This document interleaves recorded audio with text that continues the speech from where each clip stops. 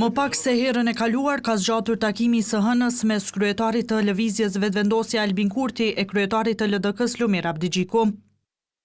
Megjithatë, Kurti u desh më shumë kohë që të dalë nga objekti i kuvendit, me që aty qëndroi më shumë se 2 orë nga përfundimi i takimit. Pavarësisht kësaj, asnjë rezultat nuk e ka prodhuar as ky takim, megjithse Albin Kurti tha se atmosfera kur nuk ka qenë më konstruktive me opozitën. Nuk po flasim me emra të përveçshëm, por ngelet edhe nesër e pas nesër të shohim se çfarë mund bëjmë ndoj hap përpara, sepse po e ritheksoj kjo çështje e hapur i ka mundësitë reale, aktuale aty, por varet edhe të përdorur. Padyshim që në vijim do të flasim edhe me emra konkret, sepse ju e dini që nuk mjafton një kandidat, duhet 2 kandidatë. Kryetari i Vetëvendosjes nuk është përgjigjur qartë pse dhe nëse do ta kandidojë Vjosa Osmanin e as nëse ka nisur mbledhjen e nënshkrimeve për ndonjë kandidat, meqense tha se prioritet absolut e kanë aktualisht shmangjen e zgjedhjeve.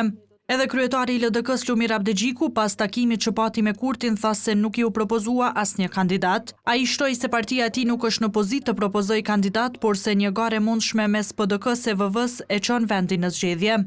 Abdigjiku u pyet edhe për kandidaturën e mundshme të presidentës aktuale Vjosa Osmani.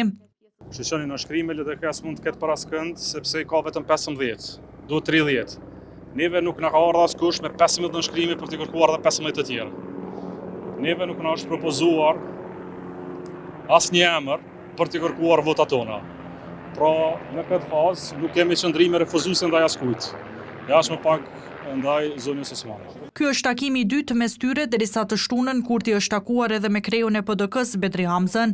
Partia Demokratike e Kosovës ka kërkuar që presidenti të zgjidhet nga propozimi i tyre, e Albin Kurti ka propozuar që secila parti të nxjerrë kandidatët e vet. Presidenti i ri i vendit duhet të zgjidhet më së largu më 5 mars dhe nëse kjo dështon të bëhet, vendi shkon në zgjedhje.